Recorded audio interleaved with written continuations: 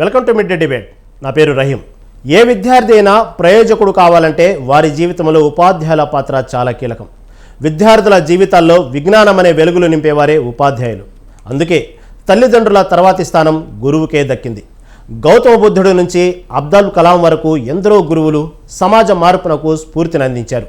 Teachers day సందర్భంగా అలాంటి గురువులందరినీ స్మరించుకుందాం.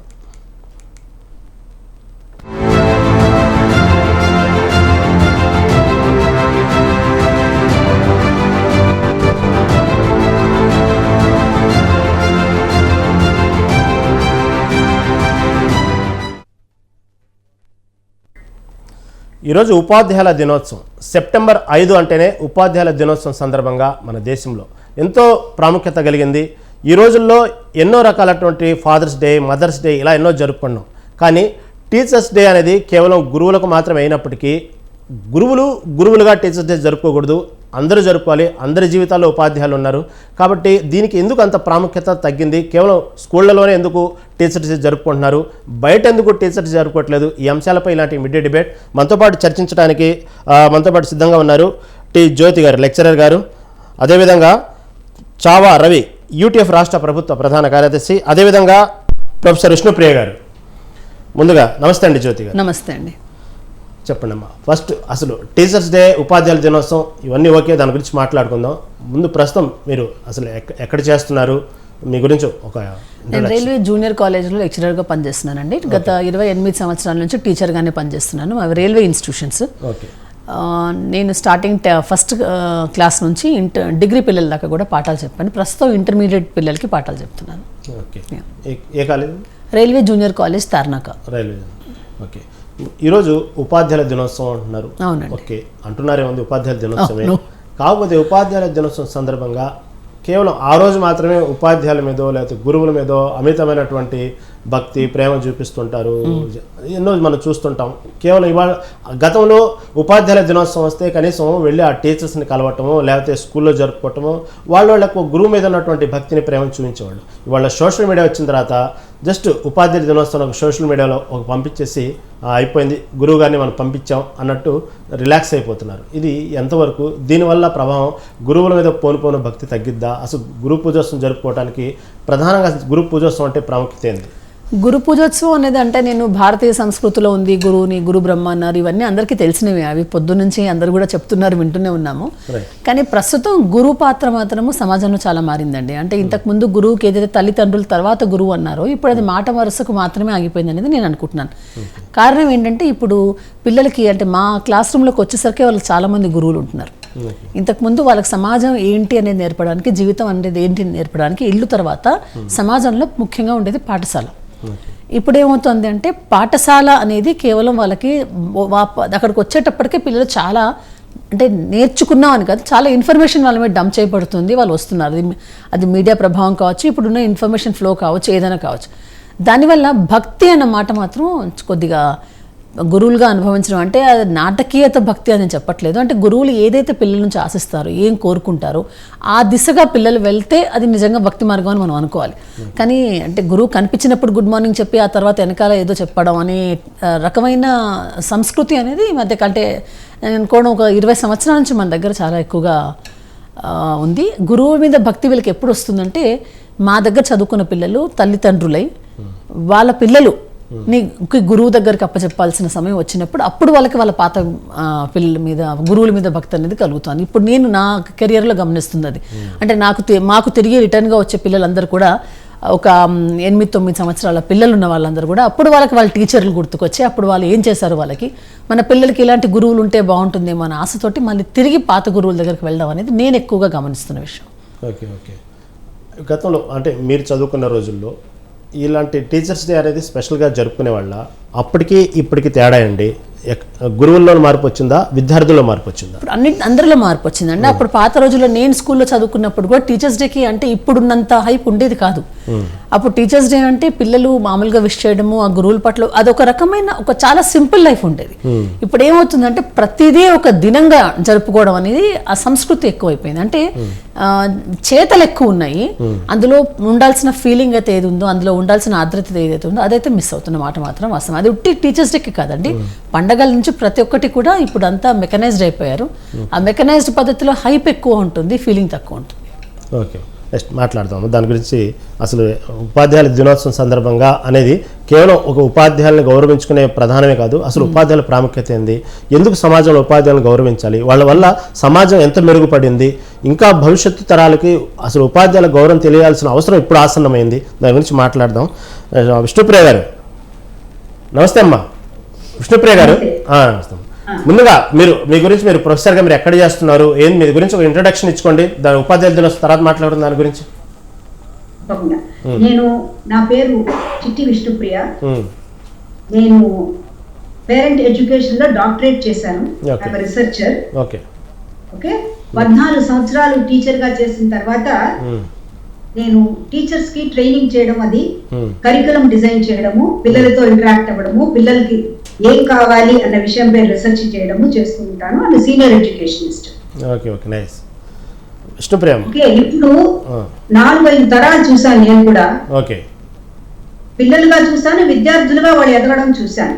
Okay, ఇది వరకు ఉన్నటువంటి భక్తి భావన ఇప్పుడు లేకపోవచ్చు, కానీ ఒక టీచర్ గారు తన వ్యక్తిత్వం ద్వారా ఎప్పటికైనా, ఏ రోజునైనా, ఆనాడైనా ఈనాడైనా కూడా తప్పకుండా పిల్లల్ని ప్రభావితం చేయవచ్చును. ఓకే, చెప్పండి. రెండోది, నా అధ్యయనంలో తెలిసింది ఏంటంటే, ఒక టీచర్ గానే ఉండిపోతారా, గురుస్థానానికి ఎదుగుతారా? రెండింటికి తేడా ఉందండి. అవును, చాలా మంచి మాట, చెప్పండి అమ్మా. ఒక టీచర్ గారు ఏం చేస్తారు, పాఠ్యాంశాన్ని నేర్పుతారు, అవును, మార్కులు ఎలా వస్తున్నాయని చూస్తారు, పిల్లవాడిని అర్థం చేసుకోవడానికి ప్రయత్నం చేస్తారు, ఎట్లా ఉంది స్టడీ చూస్తారు. దీనికి మించింది ఒకటి ఉందండి, అది ఏంటి అంటే వ్యక్తిని వికసింపజేయాలి, వ్యక్తిత్వాన్ని వికసింపజేయాలి. గురుస్థానంలో ఎలా ఉంటుందంటే, విద్యార్థుల మధ్యలో మనకి ఏ విధమైన తేడాలు చూపించకూడదు. మనము పోషణార్థం డబ్బులు తీసుకున్నప్పటికీ కూడా ఇది ఒక Nobel profession. At any cost వైరాగ్య బుద్ధితో నేను విజ్ఞానాన్ని ఇచ్చిన రోజున వీళ్ళు నేను వాళ్ళ ఎదుగుదలకి నేను సహాయం పడుతున్నాను అన్న ఒక నమ్రతా భావనతో, నేను నేను చేస్తున్నట్టు ఒక తపస్సు అన్న భావనతో, నేను విద్యార్థులను చూసి కమిట్మెంట్ తో నేను చేసిన రోజున గురుస్థానానికి నేను ఎదుగుతాను. అంటే నాలో కూడా నేను పరివర్తన తెచ్చుకోవాలండి. నేను డాక్టరేట్ చేశాను, ఎంఎడ్ ఉంది, ఎంఏ ఉంది, సరిపోయిందా? లేదండి.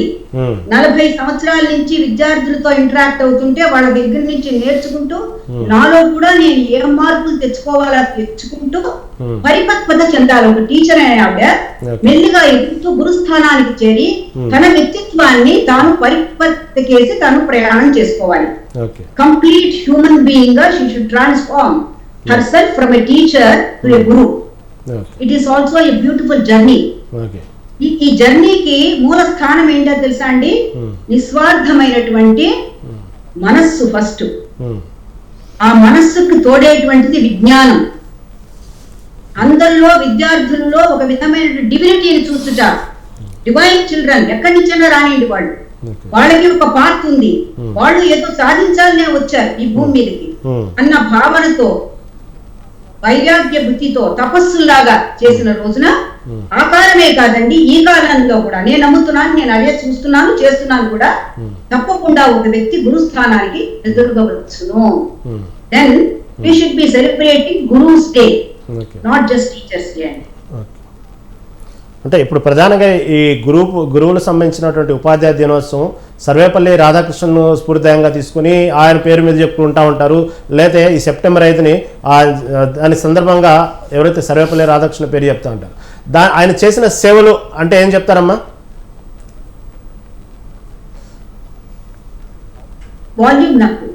ఎవరు చేసిన సేవ? సర్వేపల్లి రాధాకృష్ణన్. రామకృష్ణ పరమహంస గారా? కాదమ్మా, సర్వేపల్లి రాధాకృష్ణన్, భారత రాష్ట్రపతి రాధాకృష్ణన్. అవును, రాధాకృష్ణన్ గారు నిజంగా టీచర్కి అదే స్థానం. నేను చెప్పినట్టే చెప్పారండి వారు. ఓకే. రాబో తరాలని మనం తయారు చేస్తున్నాము, అది ముఖ్యం కదండి.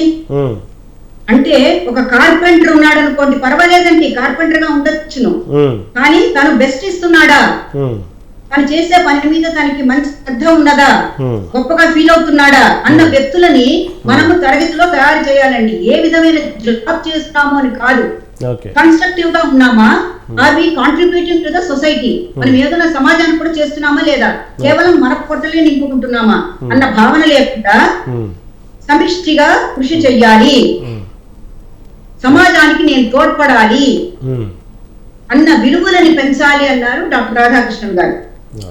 ఆ విలువలను ఎప్పుడైతే మనము, అది ఒక రోజులో రావండి, లెక్చర్ చేస్తే రావు, ముందు ప్రధానంగా నేను వాటిని డెమాన్స్ట్రేట్ చేసి చూపించాలి. నేను టైంకి వచ్చిన రోజున నా విద్యార్థులు ఆటోమేటిక్ గా టైంకి వస్తారు. నేను విలువలను పాటించిన రోజున, నేను సెల్ఫ్ కాన్ఫిడెన్స్ ని నేను డెమాన్స్ట్రేట్ చేసిన రోజున తప్పకుండా విద్యార్థులు కూడా చేస్తారు. సో రోల్ మోడల్స్ గా ఏనాడు మనం అయితే ట్రాన్స్ఫార్మ్ అవుతామో, మారుతామో, కాలం ఏదైనా ఉండండి, కాలం ఏదైనా ఉండండి, గురుస్థానం అక్కడే ఉంటుంది, తల్లిదండ్రుల తర్వాత గురువులే. ఆ విలువలన్నీ ఈ రోజు ఈనాడు విద్యా విధానంలో మన విద్యార్థులు చూస్తూనే ఉన్నాము. ఆవిడ అన్నారు, జ్యోతి గారు, అంత భక్తిగా భావన లేకుండా పోయింది. ఎందుకు భక్తి భావన లేకుండా పోయింది అని మనం డిబేట్ చేసుకోవాలి, డిస్కస్ చేసుకోవాలి. విద్యార్థులనే మనం చెప్తామా, సోషల్ మీడియానే మనం వేరే చూపుతామా, ఇంకా వేరే ఏమైనా కారణాలు కూడా ఉన్నాయా? సో వీటన్నిటిని కూడా పెంచిన రోజునే భారతదేశము ప్రపంచంలో ఒక స్థానంలో నిలవడం మాత్రమే కాకుండా మనము మిగతా దేశాలకు మార్గదర్శకులం అవుతాము అన్న భావనని రాధాకృష్ణన్ గారు చాలా క్లియర్ గా వారు చేశారు. దానికనే వారి యొక్క ఆయన పుట్టినరోజున మనం సెలబ్రేట్ చేసుకుంటున్నాం. Is a role model for all teachers. Right. మాట్లాడదాం విష్ణుపై, ఇంకా చాలా సమయం ఉంది, దాని గురించి మాట్లాడదాం. రవి గారు, చావా రవి గారు, యూటీఎఫ్ రాష్ట్ర ప్రధాన కార్యదర్శి. నమస్తే అండి రవి గారు. ప్రధానంగా సరే, ఈ టీచర్స్ డే, ఉపాధ్యాయుల దినోత్సవం అనేది సహజంగా అందరూ గౌరవించుకుంటున్నారు, జరుపుకోవాల్సిందే, చాలా ప్రాముఖ్యత ఇవ్వాల్సిన రోజే ఇది. ఇవాళ నేనన్నా మీరన్నా ప్రతి వాళ్ళు ఈ రంగాల్లో వాళ్ళ రంగాల్లో వాళ్ళు రాణిస్తున్నారన్నా, వాళ్ళ రంగాల్లో కనీసం వాళ్ళ జ్ఞానాన్ని 10 మందికి పంచుతున్నారన్నా, లేదు వాళ్ళు బతకడానికి ఉపయోగపడుతున్నారన్నా కూడా అది టీచర్స్ గురువులు నేర్పినటువంటి చదువు వల్లే. కాబట్టి ఆ క్రెడిట్ మాత్రం వాళ్ళకి ఇవ్వాల్సింది. కాకపోతే పోను సమాజంలో వాస్తవంగా ఉపాధ్యాయులకి తగినంత గౌరవం ఉందంటారా? అటు పబ్లిక్లో కానివ్వండి, ఇటు విద్యార్థుల్లో కానివ్వండి, దానికి ఎక్కడ లోపం జరుగుతుంది, దాని గురించి ఇంకా మాట్లాడదాం. దానికి సంబంధించిన లోపాలనే గురించి చాలా ఉన్నాయి, చాలా విభాగాలు ఉన్నాయి. కనీసం మీకు తెలిసిన కొన్ని చెప్పండి, ఎక్కడ లోపం జరుగుతుంది, ఎప్పుడు అంటే విద్యార్థుల్ని తక్కువ చేసి మాట్లాడటం కాదు, పాత రోజుల్లో విద్యార్థులకు ఇచ్చినటువంటి గౌరవము, భయము, ప్రధానంగా భయం, తర్వాత భక్తి, అవి రెండూ లేకుండా పోయిన సమాజంలో ఎక్కడ లోపం ఎక్కడ అంటారు? సార్ నమస్కారం సార్, నా పేరు చావా రవి. నేను teachers union TSUTF state general సెక్రటరీగా ఉన్నాను. అదే కాకుండా నేను ఒక హై స్కూల్, జిల్లా పరిషత్ హై స్కూల్ గెస్టెడ్ హెడ్ మాస్టర్ గా పనిచేస్తా ఉన్నాను. 35 ఏళ్ల సర్వీస్ నాది. ప్రైమరీ టీచర్ నుంచి 89లో ప్రైమరీ టీచర్ గా అపాయింట్ అయ్యి ఇవాళ గెస్టెడ్ హెడ్ మాస్టర్ గా వివిధ స్థాయిల్లో పనిచేస్తున్నాను. కాబట్టి ఒక పక్క విద్యార్థులు పాఠశాలల్లో ఎదురవుతున్నటువంటి సమస్యలు చూశాను, మరోపక్క ఉపాధ్యాయులకు ఎదురవుతున్నటువంటి సమస్యలు చూశాను. కాలం మారుతున్నటువంటి సందర్భంలో ప్రభుత్వాలు, పాలకులు ఎలా వైఖరి ఎలా ఉంది, సమాజ వైఖరి ఎలా ఉంది, అలాగే విద్యార్థుల వైఖరిలో వచ్చిన మార్పు ఏంటి, జ్యోతి గారు చాలా చక్కగా చెప్పారు. ఆలోచన ధోరణిలో ఎట్లాంటి మార్పు వచ్చింది అనేటువంటి విషయం వాస్తవం. ఎందుకంటే 2000 తర్వాత ప్రత్యేకించి గత 20-25 ఏళ్ల కాలంలో ఎట్లా అంటే కమర్షియలైజేషన్ పెరిగిపోయింది విద్యారంగం. కమర్షియలైజేషన్ పెరిగిన తర్వాత వాల్యూ బేస్డ్ ఎడ్యుకేషన్ కంటే కూడా marks based, position based education కే ఎక్కువ అలవాటు పడిపోయిన తర్వాత టీచర్ వాల్యూ తగ్గిపోయింది. ఎందుకంటే స్కూల్ అంటే ఒక షాప్ లాగా, చదువు గూడ్స్ లాగా, టీచర్ ఒక షాప్ కీపర్ లాగా మారిపోయినటువంటి పరిస్థితి రోజు వచ్చింది. అందుకని టీచరు ఖచ్చితంగా, గతంలో అయితే ఒక స్కూల్లో ఫలానా టీచర్ నా గురువు అని చెప్పుకునేటువంటి పరిస్థితి ఉంది. వాళ్ళు ఎక్కడ కూడా ఫలానా ఆయన నా గురువు, నాకు ఇన్స్పిరేషన్ అని చెప్పుకోగలిగేటువంటి స్థితి చాలా లిమిటెడ్. ఎందుకంటే ఎంతకాలం ఏ టీచర్ ఆ స్కూల్లో ఉంటారో తెలియనటువంటి పరిస్థితి వాళ్ళ ఈ ప్రైవేటు కార్పొరేట్ స్కూల్స్లో ఆ రకంగా వస్తాం. సో కానీ అది మొత్తంగా సోషల్ చేంజ్ అనేటువంటిది చాలా ఎక్కువగా జరిగింది. సో దీనికి ఏంటంటే టీచర్ పీపుల్ రిలేషన్, ఉపాధ్యాయ విద్యార్థి సంబంధం ఇప్పుడు చాలా మెకానికల్గా మేడం చెప్పినట్టు మెకానికల్గా మారిపోయింది. ఇది ఒక ప్రధానమైనటువంటి కారణం. ఈ రెండో అంశం ఏంటంటే ఇవాళ స్కూల్స్లో అంటే ఒక విద్యార్థిని రూపొందించడం అంటే విద్యార్థిని ట్రైనప్ చేయటం అని అంటే క్లాస్ రూమ్లో ఉన్నటువంటి లేదా పాఠ్య పుస్తకాల్లో ఉన్నటువంటి చదువు చెప్పి మంచి మార్కులు తెచ్చుకొని ఆ నేర్చుకున్నది ఏదో బట్టి పట్టిందో లేకపోతే నేర్చుకున్నదో తీసుకెళ్లి పరీక్షల్లో రాసి ర్యాంకుల ద్వారా ఉన్నత స్థానానికి పోవటం అనేటువంటిది అవుతుంది తప్ప ఆల్రౌండ్ డెవలప్మెంట్ గురించి కానీ పర్సనాలిటీ డెవలప్మెంట్ గురించి కానీ ఈరోజు పట్టింపు లేదు. ఎందుకంటే వాళ్ళు చాలా స్కూల్స్లో క్రీడా ప్లే గ్రౌండ్స్ లేవు, స్పోర్ట్స్ ఫెసిలిటీస్ లేవు. దానికి అసలు ఇంపార్టెన్స్ ఆ పీరియడ్ ఉందా లేదా అనేది కూడా పట్టింపు లేనటువంటి పరిస్థితి కొన్ని చోట్ల ఉంది. అట్లాగే వాళ్ళకి సంబంధించినటువంటి ఇంక ఇతరత్ర కోకరిక్యులర్ యాక్టివిటీస్ మీద కూడా లేవు. ఎంతసేపు ఉదయం 8 స్కూల్కి పోతే మళ్ళీ సాయంత్రం 6 దాకా కూడా వాళ్ళని కూర్చోబెట్టి చదువు చదువు చదువు అని చెప్పేసి ఆ పుస్తకాల్లో ఉన్నటువంటి విషయాన్ని బట్టి పట్టించడం లేకపోతే వాళ్ళతో వెలవేయించడమే చేస్తున్నారు తప్ప ఇతరత్ర ఓవరాల్ డెవలప్మెంట్ కోసం అవసరమైనటువంటి కృషి జరగటం లేదు. ఇది ఒక పక్క. రెండో పక్క ఏంటంటే టీచర్స్ సంబంధించి చూసినప్పుడు ఇవాళ స్కూల్ ఎడ్యుకేషన్లో ముఖ్యంగా మేము చేస్తున్నది గవర్నమెంట్ సెక్టార్ కాబట్టి గవర్నమెంట్ సెక్టార్లో చూసుకున్నప్పుడు ఇవాళ గవర్నమెంట్స్ స్కూల్ ఎడ్యుకేషన్ మీద అంత ప్రయారిటీ ఇవ్వటం లేదు. స్కూల్ ఎడ్యుకేషన్కి వాళ్ళు ఇచ్చే ఎలకేషన్ బడ్జెట్ ఎలకేషన్స్లో కూడా కొటారి కమిషన్ చెప్పింది, national education commission first education commission చెప్పింది ఏంటంటే అన్ని వృత్తులకు మూలం ఉపాధ్యాయ వృత్తి, అందుకని ప్రతిభావంతుల్ని ఉపాధ్యాయ వృత్తికి ఆకర్షించాలి, అలాగే ఉన్నత విద్యావంతుల్ని ఈ రంగంలో ఈ వృత్తిలోకి తీసుకురావాలి, అంటే వాళ్ళ సర్వీస్ కండిషన్స్ కానీ వాళ్ళ వేతనాలు కానీ ఆకర్షణీయంగా ఉండాలని చెప్పారు. కానీ ఇవాళ ఆ రకమైనటువంటి పరిస్థితి ఉపాధ్యాయులకు లేదు. అట్లా విద్యారంగానికి జీడిపిలో 6% కేటాయించాలని, అట్లాగే రాష్ట్రాల బడ్జెట్లో 30%, కేంద్ర బడ్జెట్లో 10% నిధులు కేటాయించాలని చెప్పారు. ఇవేవి కూడా అమలు జరగదు. ఇప్పుడు వరకు 55 ఏళ్ళు అయింది కానీ ఇప్పటి వరకు ఇటువంటి ఏవి కూడా అమలు జరగలేదు. కాలంలో న్యూ ఎడ్యుకేషన్ పాలసీని తీసుకొచ్చిన సెంట్రల్ గవర్నమెంట్ అది తీసుకొచ్చిన తర్వాత కూడా పాలసీ గొప్పగా చెప్పారు తప్ప దానికి అవసరమైనటువంటి ఖర్చు ఎక్కడి నుంచి భరిస్తారు, దానికి కావాల్సిన ఫండింగ్ ఏంటనేది మాత్రం ఇప్పుడు కూడా ఏమీ చెప్పినటువంటి సందర్భం లేదు. సో ఇవన్నీ కూడా రకరకాల సమస్యలు ఉన్నాయి. వీటితో పాటు వాళ్ళ టీచర్స్ సంబంధించి చూస్తే మన స్టేట్ పర్టికులర్ గా తెలంగాణ స్టేట్ లో చూస్తే గత 10 ఏళ్ల కాలంలో ఉపాధ్యాయ పోస్టులు ఖాళీ అవుతా ఉన్నాయి. మళ్ళీ వాటిని భర్తీ చేసేటువంటి ప్రక్రియని ప్రభుత్వం నిర్లక్ష్యం చేస్తుంది. ఒక రకంగా చెప్పాలంటే 2017లో 16,000 ఖాళీలు ఉంటే 8,000 నోటిఫికేషన్ ఇచ్చారు. అవి 2022 దాకా ఫిల్ చేసుకుంటూ వచ్చారు. మళ్ళీ ఇప్పుడు 22,000 వేకెన్సీస్ ఉంటే పాత గవర్నమెంట్ 5,000 ఫిల్అప్ చేయాలి, నీడ్ బేస్ గా 5,000 అని చెప్పింది. సరే ఈ గవర్నమెంట్ మారిన తర్వాత 11,000 చేశారు. ఇప్పుడు 11,000 టీచర్ పోస్ట్ కి రిక్రూట్మెంట్ కి ప్రాసెస్ పూర్తయింది. బహుశా నెక్స్ట్ మంత్ అట్లా రిక్రూట్మెంట్ జరగవచ్చు. ఇలా జరగాల్సిన నష్టం జరిగిపోయింది. ఈ సంవత్సరం 1864 స్కూల్స్ లో 0 ఎన్రోల్మెంట్, టీచర్స్ లేరు. టీచర్స్ లేనప్పుడు పిల్లలు జరగరు కదా, అంతే 0 ఎన్రోల్మెంట్ అయిపోయింది. అంటే దాదాపు 30 లోపు స్ట్రెంత్ ఉన్నటువంటి స్కూల్స్, ఒక స్కూల్లో 30 కంటే బిలో స్ట్రెంత్ ఉన్నటువంటి స్కూల్స్ ఈరోజు 6,000 పైన ఉన్నాయి. సో ఇట్లా ఈ స్కూల్స్ లో ఏంటంటే ఎట్లా ఉంటుందంటే గవర్నమెంట్ స్కూల్స్ లో ratio right to education act ప్రకారం 1:30 రేషియో తీసుకుంటారు. 1:30 రేషియో ప్రకారం 30 మెంబర్స్ కంటే తక్కువ పిల్లలు ఉంటే ఒక టీచర్ చాలు, 60 మెంబర్స్ ఉంటే 2 చాలు. మరి 2 టీచర్లు 5 క్లాసులు 18 సబ్జెక్టులు ఎట్లా చెప్పాలి? ప్రైమరీ స్కూల్ అంటే 1st to 5th class 8 subjects teach చేయాలి. కానీ ఒకరు లేదా 2 టీచర్లతోటే చదువు చెప్పాల్సినటువంటి పరిస్థితి ఉంది. సో దాంతో ఏంటంటే సహజంగానే గవర్నమెంట్ ఎడ్యుకేషన్ సిస్టమ్ మీద ట్రస్ట్ పోతా ఉంది పేరెంట్స్. అందుకని వాళ్ళంతా కూడా ప్రైవేట్ వైపు పోతా ఉన్నారు.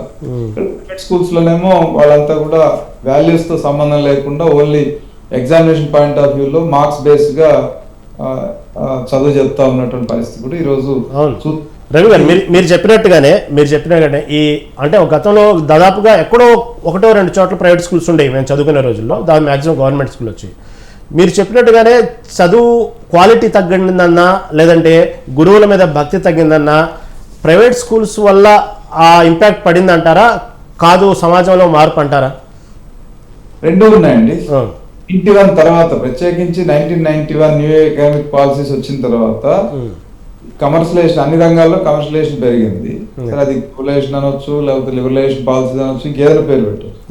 ఆ తర్వాత కాలంలో ఏమైందంటే క్వాలిటీ ఎడ్యుకేషన్ ఎక్కడ వస్తుంది అంటే గవర్నమెంట్ స్కూల్లో కంటే ప్రైవేట్ స్కూల్ రంగంలోనే క్వాలిటీ ఎడ్యుకేషన్ వస్తుందని, లేకపోతే ఇంగ్లీష్ మీడియం మీద మోజు కావచ్చు, ఇంకోటి కావచ్చు, ఆ రకంగా ట్రాన్స్ఫార్మేషన్ మొదలైంది.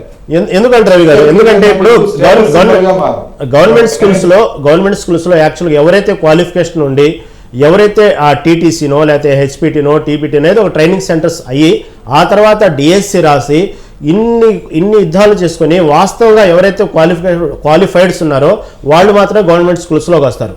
కాకపోతే చదువు వచ్చేటప్పటికి ఎందుకు క్వాలిటీ ప్రైవేట్ స్కూల్స్లోనే దొరికిద్ది అనేటువంటి మైండ్ సెట్ పేరెంట్స్కి ఎందుకు వచ్చింది? గవర్నమెంట్ స్కూల్స్లో ఎందుకు ఆ క్వాలిటీ ఎందుకు తగ్గిందంటే ఏమంటారు? ఒకటే అండి, విద్య వ్యాపారంగా మారింది. వ్యాపారంగా నిందా చెప్పినట్టు సరిగ్గా మారిన తర్వాత, వ్యాపారం అయిన తర్వాత సహజంగా ప్రచారం ఎవరు చేసుకుంటారు? ఇవాళ అడ్వర్టైజ్మెంట్ చూస్తా ఉన్నాం కదా మనం. అట్లా ప్రైవేట్ వాళ్ళు అడ్వర్టైజ్ చేసుకుంటారు, గవర్నమెంట్ స్కూల్స్ లో అడ్వర్టైజ్మెంట్ ఉండదు. అడ్వర్టైజ్మెంట్ చూసి ఏం చేస్తున్నారు? ఇవాళ ర్యాంకర్స్ అంతా పోయి నారాయణలో చైతన్యాలో చేరితే వాళ్ళకి ర్యాంక్స్ వచ్చినాయని వాళ్ళు అడ్వర్టైజ్ చేసుకుంటే పిల్లలందరినీ తీసుకెళ్ళి అందులో చేర్పిస్తున్నామా? మన పిల్లల్లో ఉన్న టాలెంట్ వాళ్ళకి పెట్టుబడిగా ఉపయోగపడింది అనే సంగతి పేరెంట్స్ మర్చిపోతున్నారు.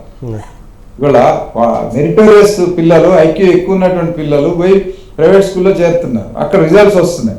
ఆ రిజల్ట్స్ వచ్చినాయి కాబట్టి అక్కడే వాళ్ళ వల్లనే రిజల్ట్స్ వచ్చినాయి అనేటువంటి ప్రచారం కూడా వాళ్ళు చేసుకున్నారు, వీళ్ళు నమ్ముతున్నారు. ఇవాళ రెసిడెన్షియల్ స్కూల్స్ పెట్టారు చూడండి, గవర్నమెంట్ సెక్టార్ లో డిఫరెంట్ మేనేజ్మెంట్స్.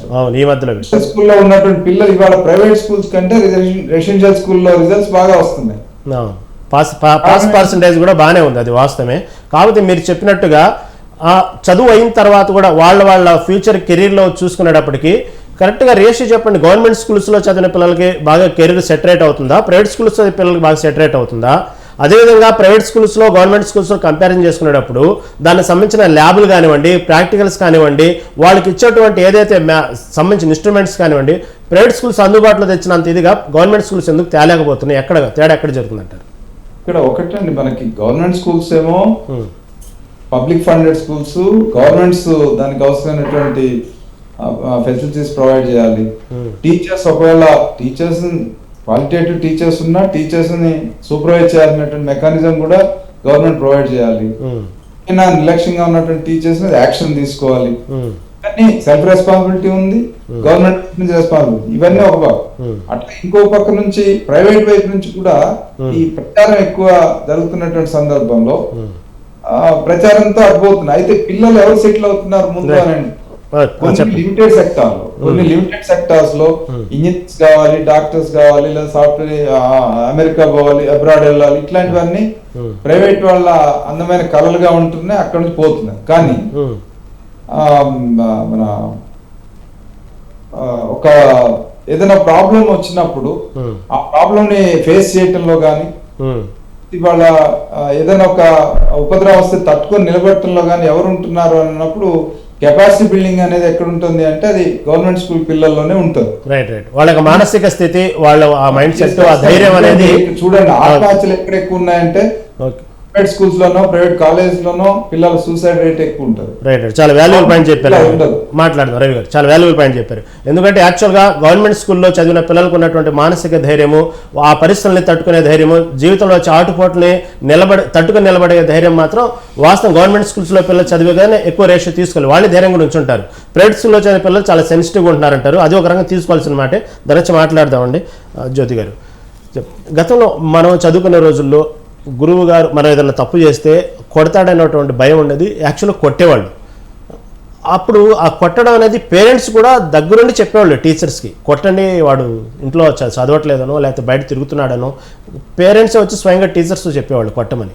కానీ ఈ రోజుల్లో చిన్న దండిస్తేనే దాని మీద పేరెంట్స్ ఇష్యూ చేస్తున్నారు, దాని మీద సెపరేట్ సెక్షన్స్ వచ్చినాయి, చిన్న మాట జరిగితే కేసులు అవుతున్నాయి, వాళ్ళ మీద అటాకులు కూడా జరుగుతున్నాయి టీచర్స్ మీద. ఇది ఎటువంటి ధోరణికి దారి తీసిద్ది అంటారు? అంటే నాకు తెలిసినంత వరకు ఇప్పుడు కార్పొరల్ పనిష్మెంట్ అనేది అన్ని స్కూల్స్లోంచి తీసేయాలని పిల్లల్ని కొట్టకూడదని అనడం వల్ల చాలా వరకు స్టూడెంట్స్ అంటే ఈ మాట చెప్తే చాలా మంది ఒప్పుకోకపోవచ్చు, కానీ టీచర్లకు చాలా రకాల ఇబ్బందులు ఎదురవుతున్నాయండి. ఎందుకంటే కొంతమంది పిల్లల్ని ఇప్పుడు చాలా మంది తల్లిదండ్రులకి ఒకరు ఇద్దరు లేక పిల్లలు అంతే అల్లారు ముద్దుగా పెంచుకుంటున్నారు. ఇప్పుడు పిల్లల్ని వాళ్ళ మీద చేయి పడకూడదు అనే ఉద్దేశంతో పిల్లల్ని పెంచుకుంటున్నాను. అంతేకాకుండా ఆర్థికంగా చాలా వరకు మనం మన భారతదేశంలో ఒక రకమైన ఎదుగుదల, అది ఏ రకమైన కానీ గ్లోబలైజేషన్ పేర్లు కానివ్వండి, పేరెంట్స్లో ఫ్లోయింగ్ ఆఫ్ మనీ చాలా ఉంది ఇప్పుడు అట్ ద మూమెంట్. అంటే మా తరానికి కంపేర్ చేస్తే ఇప్పుడు తరానికి. కాబట్టి ఏమవుతుందంటే వాళ్ళకి పిల్లలకి ఏది అడిగినా కూడా ఈజీగా కొనివ్వడం అనేది అలవాటు అవుతుంది. ఆ ముద్దు చేసే పరిస్థితులు ఏమవుతుందంటే మా పిల్లలు అనే ఒక పొజిటివ్నెస్, ఇంతకుముందు పిల్లల్ని ఎలా చూసేవాళ్ళు అంటే పిల్లలు ఒక కుటుంబానికి చెందేవాళ్ళు, కుటుంబాన్ని సమాజానికి చెందేవాళ్ళు.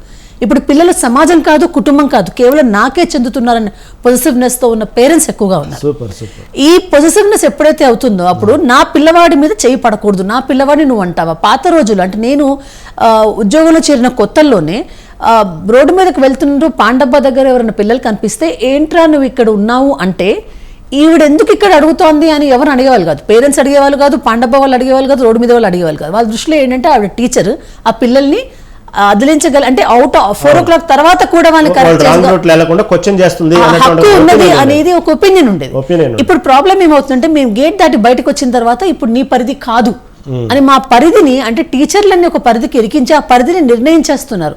అది సమాజము చేస్తోంది, ఒక పక్కన తల్లిదండ్రులు చేస్తున్నారు. ఈ ప్రభావంతో పిల్లలు కూడా మా పరిధి వాళ్ళు చెప్తున్నారు మాకు, ఇది మీ పరిధి కాదండి, మేము ఇప్పుడు స్కూల్లో లేము, మేము ఏమైనా చేయవచ్చు అని. ఇది ఎటువంటి పరిణామాలకు చెందుతోందంటే నా ఎక్స్పీరియన్స్ చెప్తాను నేను మీకు. నేను గవర్నమెంట్ స్కూల్లోనే చెప్తున్నాను పాఠాలు. చాలామంది అంటే కింద స్థాయి అంటే ఆర్థికంగా దిగువ స్థాయి వాళ్ళే మా దగ్గర చదువుతారు. ఒకప్పుడు పిల్లవాడిని సిగరెట్ తాగుతూ పట్టుకుంటే అంటే ఇవన్నీ చాలామంది ఓపెన్గా చెప్పరు, కానీ పట్టుకుంటే పేరెంట్స్ని పిలిస్తే వాళ్ళు ఎలా చేసేవాళ్ళు అంటే అదొక చాలా పెద్ద తప్పు జరిగిపోయింది అన్నట్టుగా తల్లిదండ్రులు బాధపడేవారు.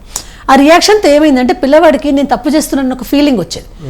ఆ తర్వాత తరంలో అంటే 90sలో 2000 స్టార్ట్ అయ్యేటప్పటికి మేము ఎవరైనా పిల్లల్ని సిగరెట్తో పేరెంట్స్ దగ్గరికి వెళ్ళి సార్ మీ అబ్బాయిని ఇలా మేము చూసాము అంటే పర్లేదులే మేడం, ఈ రోజుల్లో మా వాడు సిగరెట్ తాగుతాడు, మందు ముట్టడం అనేవారు. ఇప్పుడు పరిస్థితి ఎలా వచ్చిందంటే నేను చదివే స్కూల్లో నేను లాలగూడలో కాలేజ్ చెప్తాను, అవతల పక్కన సీతాఫల్ మండి ఫ్లైఓవర్ ఉంది, ఇటు పక్క లాలపేట ఫ్లైఓవర్ ఉంది. అక్కడ ఏమేమి జరుగుతాయి, బంజారా హిల్స్ నుంచి కార్లు వేసుకొని ఎందుకు జనాలు అక్కడికి వస్తారు, అక్కడ చీతామాల్ అనేది ఒకటి దొరుకుతుంది. అది అంటే మాకే తెలిసింది అంటే పోలీసులు అందరికి కూడా తెలుసు. అందులో ఎంతో మంది పిల్లలు ఇన్వాల్వ్ అయి ఉన్నారు. కానీ మేము పిల్లల్ని ఏదన్నా ఒక చోట పట్టుకున్నప్పుడు ఇలా వీడు తాగుతున్నాడు అంటే పర్లేదులే మేడం మా వాడు డ్రగ్స్ తీసుకోవట్లేదు అనే స్థాయిలో పేరెంట్స్ ఉన్నారు. అంటే పేరెంట్స్లో ఏ రకమైన మార్పులు వస్తున్నాయి, మేము వాళ్ళు అంటే ఎవరిని ఎక్కడ దండించాలి, దేనికి దండించాలి. అసలు కొంతమంది అయితే హ్యూమన్ యాక్టివిస్ట్ అసలు పిల్లల్ని దండించనే వద్దు, వాళ్ళని ఫ్రీగా వదిలేయండి వాళ్ళే బాగుపడతారు అంటున్నారు. ఇది ఇంకొక రకమైన కొత్త కాన్సెప్ట్ వచ్చింది ఇప్పుడు. సో వాళ్ళని ఎక్కడ ఫ్రీగా వదలాలి అంటే టీచర్స్ పాఠాలు చెప్పేటప్పుడు కూడా మాకు ఒక రకమైన కన్ఫ్యూజన్స్ ఉన్నాయి. ఆదర్శ భావాలతో పిల్లల్ని ఏదోగా మార్చాలనుకునే వాళ్ళని కూడా మా పరిధి ఏంటి ఇప్పుడు అనుకునే ఒక సందిగ్ధ స్థితిలోకి సమాజం మమ్మల్ని నెడుతోంది. ఇది కాకుండా కొంతమంది అధ్యాపకులు చేసే తప్పుల వల్ల, కొన్ని ఇన్ఫ్లుయెన్సెస్ వల్ల మొత్తం టీచింగ్ రంగం కూడా ఇబ్బందికి గురవుతుంది. పైపెచ్చు వయసులో ఉన్న పిల్లలందరూ కూడా బాగా ఆకర్షింపబడేది మీడియాకి. ఈ మీడియాలో ఉన్న సోషల్ మీడియాలో ఉన్న స్టాక్స్ ఇచ్చేవాళ్ళు, టెడ్ టాక్స్ ఇచ్చేవాళ్ళు, సోషల్ మీడియా టాక్స్ ఇచ్చేవాళ్ళు, ప్రముఖ డైరెక్టర్లు నా ఇష్టం అంటూ చెప్తూ చాలా గొప్పగా టాక్స్ ఇచ్చేవాళ్ళు. నాకు వాళ్ళ మీద పర్సనల్గా ఏం లేదండి. వాళ్ళ టీచర్ల గురించి ఎలా ఇస్తారంటే నేను ఒక స్టేట్మెంట్ విన్నాను, నాకు తెలిసి అత్యంత దారుణమైన అంటే ప్రొఫెషన్ ఏది అంటే టీచర్స్ది అంటూ ఒక డైరెక్టర్ చాలా ఓపెన్గా ఇంటర్వ్యూలో చెప్పాడు. అదే తన పర్సనల్ ఒపీనియన్ అవ్వచ్చు, కానీ ఇటువంటివి విని ఆ డైరెక్టర్ని గురువుగానో దేవుడుగానో భావించే శిష్యగానం మళ్ళీ తిరిగి మా క్లాస్ రూమ్లకి రావాల్సిందే. రాకుండా అయితే వాళ్ళ జీవితాలు దాటరు కదా. వాళ్ళు మా క్లాస్ రూమ్లోకి వచ్చినప్పుడు వాళ్ళు మా పట్ల వాళ్ళకి ఎలాంటి గౌరవం అని అంటే అది మా దగ్గర నుంచి వాళ్ళ రిసీవింగ్ ఎండ్ ఎలా ఉంటుంది, మేము వాళ్ళకి ఏమని చెప్పి మార్చగలుగుతాం, మేము రోల్ మోడల్స్గా ఉండాలి అనుకున్నా ఏ రకంగా ఉండాలి, ఇలాంటి ప్రెషర్స్ అన్నీ పిల్లల మీద ఎంత ఉన్నాయో టీచర్స్ మీద కూడా అంత ఉన్నాయి. కాబట్టి ఇప్పుడు టీచింగ్ అనేది ఒక రకమైన ఛాలెంజ్ అండి. ఏ రోజుకి ఆ రోజు ప్రతి టీచర్ ఆ ఛాలెంజ్కి సిద్ధపడి నిజంగా నిజాయితీగా పిల్లలకి పాఠాలే కాకుండా జీవితం కూడా నేర్పాలనుకునే ఏ టీచర్ కూడా ఒక ఛాలెంజ్ తోటి క్లాస్ రూమ్లోకి వెళ్తున్నారు. దీంతో పాటు సార్ చెప్పినట్లు ఇందాక ఈ ప్రైవేట్ రంగము ఇవన్నీ కూడా మీరు ఇందాక ఒక మాట అనుకుంటున్నాను, ఆల్మోస్ట్ నేను ఒక ఎన్జిఓలో వర్క్ చేస్తాను. ఎన్జిఓస్లో వర్క్ చేసే వాళ్ళందరూ కూడా ఈ కార్పొరేట్ వాళ్ళు కాదండి.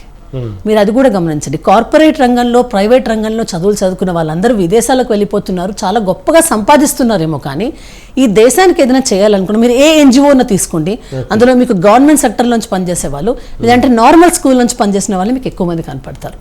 ఇది నేను ఓపెన్గా చెప్తున్నాను మీకు. You can check it. అంటే సమాజానికి ఏదైనా చేయాలి, మనం నిలబడాలి, నలుగురు నిలబెట్టాలనుకునే వాళ్ళు కూడా చాలా వరకు గవర్నమెంట్ స్కూల్స్ నుంచి, చిన్న స్కూల్స్ నుంచి ఆర్ ఓల్డ్ మెథడ్ స్కూలింగ్లో చదువుకున్న వాళ్ళే వస్తున్నారు అనేది మాత్రం మీరు సర్వే చేస్తే మీకు తెలుస్తుందండి.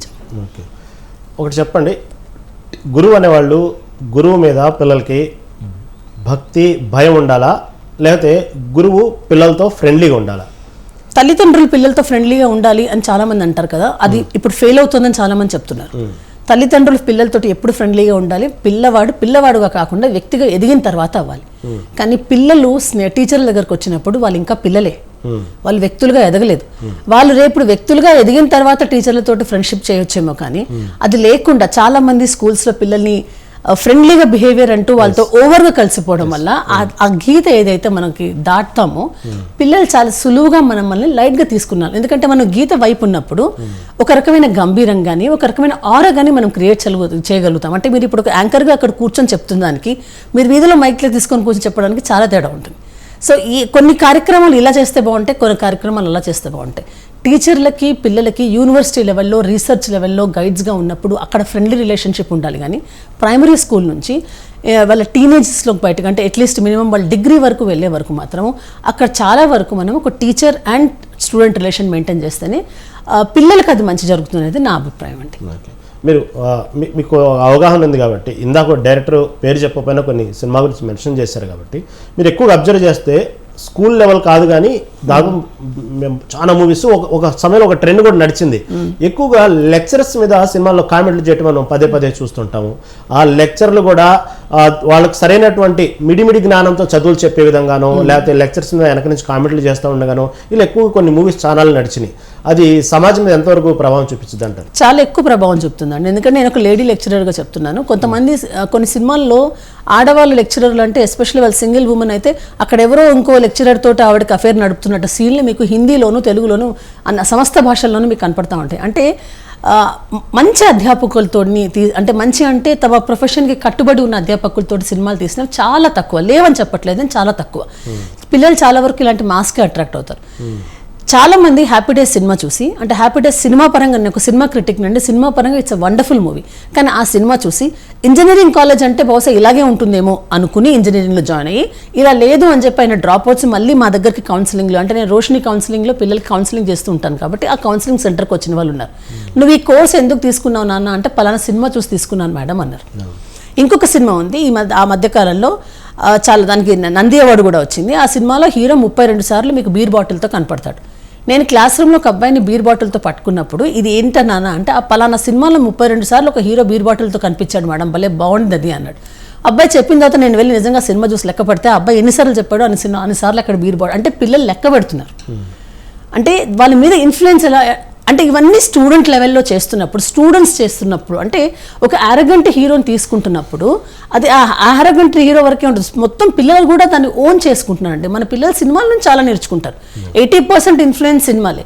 కాబట్టి నేను సోషల్ రెస్పాన్సిబిలిటీ అని చెప్పాను, కానీ వాట్ ఎవర్ ఆ సినిమాల్లో టీచర్ని వాళ్ళు ప్రొజెక్ట్ చేస్తున్న విధానం అనేది క్లాస్ రూముల్లో మేము ఫేస్ చేస్తున్నాం. ప్రతినిత్యం అనునిత్యం ఫేస్ చేసిన సందర్భాలు మాకున్నాయి. సో వీటిని మీరు చెప్పొచ్చు మా ఎక్స్పీరియన్స్ తోటో మా ట్రైనింగ్ తోటో మేము వాళ్ళ పిల్లల్ని కంట్రోల్ చేసి పాఠం చెప్పే దిశగా తీసుకురావడానికి ఎంత టైం మేము వీటి మీద పెట్టాల్సి వస్తుంది. అదే కనుక ఈ ప్రెషర్ లేకపోతే మేము వర్క్లు ఇంకెంత బాగా చేయగలుగుతాం అనేది కూడా కొంతమంది గుర్తించాలని చెప్పి కోరుకుంటున్నాను. కాబట్టి ఇలాంటి మూవీస్ తీసేటప్పుడు మా మెయిన్ ప్రొఫెషనల్ గా లెక్చర్ టు లెక్చరర్ ఒక ఎఫ్ఐఆర్ లేకపోతే దానికి సంబంధించిన మూవీస్ చాలా ఉన్నాయి. స్టూడెంట్ లెక్చరర్స్ ప్రేమ కథలు కూడా చాలా సమాజంలో వచ్చినాయి. అవి ఇంకా డ్యామేజ్ చేస్తాయి. అలాంటివి లేవా, జరగట్లేదా సమాజంలో అంటే అనట్లేదు. మీరు 5% 10% ఎక్కడో సమాజంలో జరుగుతున్న దాన్ని బిగ్ స్క్రీన్ మీద అంత అంటే స్క్రీన్ లో ప్రెజెంటేషన్ లో కూడా చాలా తేడా ఉంటుంది. అంటే ఒకటే సీన్ ని ఒక మంచి డైరెక్టర్ చాలా అద్భుతంగా సహా ఇలా ఉంటే బాగుంటుంది అని చెప్పినట్టు తీయచ్చు, లేక ఇలా ఉండకుండా ఉంటే బాగుంటుందని కూడా అదే సినిమాని ప్రజెంట్ చేయొచ్చు. కానీ చాలా మంది టీచర్స్ని జోకర్లుగా చేసి కాలేజ్ వాతావరణం ఇలాగే ఉంటుంది, ఇదే ఎంజాయ్మెంట్ అంటే అన్న దృష్టితో సినిమాలు తీయడం వల్ల ఆ టీనేజ్ ఇష్యూస్ పిల్లల్లో వాళ్ళ ఆ సినిమాలు చూసి ఇలాగే ఉంటుందేమో, చాలా వరకు సినిమాలు చూసి జీవితం అలాగే ఉంటుంది అనుకుంటారు. కానీ జీవితం అలా ఉండదు అని ముఖ్యంగా కాలేజ్లోనే వాళ్ళకి డిసప్పాయింట్మెంట్స్ కలుగుతాయి. ఎందుకంటే ఏ కాలేజ్ కూడా మీకు సినిమాలో చూపించిన విధంగా ఉండదు. సో అక్కడ మళ్ళీ వాళ్ళకు ఉన్న ప్రెషర్, ఇది చదువేనా, ఇలా కాదు కదా, ఎంజాయ్మెంట్. ఇప్పుడు ఎంజాయ్మెంట్ అనే పదం చాలా సింపుల్ అయిపోయింది, అలాగే డిప్రెషన్ అనే పదం కూడా చాలా సింపుల్ అయిపోయింది. సో ఈ పదాలన్నీ కలగలిసి ఒక కన్ఫ్యూజ్ స్టేజ్లో కాలేజ్లో స్టూడెంట్స్ వస్తున్నారు. అంటే ఒక రకంగా హెల్దీ మైండ్ తోటి వాళ్ళు రావట్లేదు. ఈ మాట చెప్తే చాలా మంది పేరెంట్స్ కి నచ్చదేమో, కానీ హెల్దీ మైండ్ తో కాలేజ్ అనగానే ఒక హీరోయిజం తో, కాలేజ్ అనగానే ఒక రంగురంగుల ప్రపంచం, ప్రీ నోషన్స్ తోటి వాళ్ళు వస్తున్నారు కాలేజ్ కి. కాలేజ్ అనగానే మూవీస్ లో చూపినట్టు రంగురంగుల ప్రపంచం, అక్కడ ఒక హీరోయిన్ దొరుకుతుందని వాళ్ళు అంటే అసలు మనం ఇంకా చాలా వెనక్కే మాట్లాడుకుంటున్నాం. ఇంకా చాలా అప్డేట్ చాలా ఫాస్ట్ లో ఉన్నారు ఇప్పుడున్న స్టూడెంట్స్. ఇవన్నీ మనం చెప్పుకున్న స్కూల్ స్థాయిలోనే అయిపోతున్నాయి. మాట్లాడదాం, దాని గురించి మాట్లాడదాం. విష్ణుప్రియ గారు చెప్పండి, మీరు ఒక ప్రొఫెసర్గా చెప్పండి, కాలేజీలో ప్రొఫెసర్స్ అక్కడ ఉన్నటువంటి విద్యార్థులతో స్నేహపూర్వకంగా మెలిగితే వాళ్ళతో బాగుండిద్ది అంటారా? కాలేజీ ఆ ప్రొఫెసర్ లెవెల్లో కూడా వాళ్ళని కొంచెం భయం భక్తులుగానే ఉండటం కరెక్ట్ అంటారా? వాళ్ళకు మీరు నేర్పిన విజ్ఞానం ఎంతవరకు ఫ్రెండ్లీగా చేస్తే ఉపయోగపడిద్దా, లేకపోతే నిజంగానే మీరు సంబంధించిన ప్రాక్టికల్స్ మార్క్స్ అవన్నీ కూడా మీ మీద ఆధారపడతాయి కాబట్టి వాళ్ళు భయంతో మీతో విధేయతగా ఉండాలంటారా? మీ మ్యూట్లో ఉన్నారమ్మా విష్ణుప్రియ గారు, మ్యూట్లో పెట్టారు ఫోన్. మీరు ఫోన్ మ్యూట్లో పెట్టారు, మీ వాయిస్ వినిపెట్టలేదు. విష్ణుప్రియ గారు ఆ బ్లూటూత్ తీసేసి మాట్లాడండి.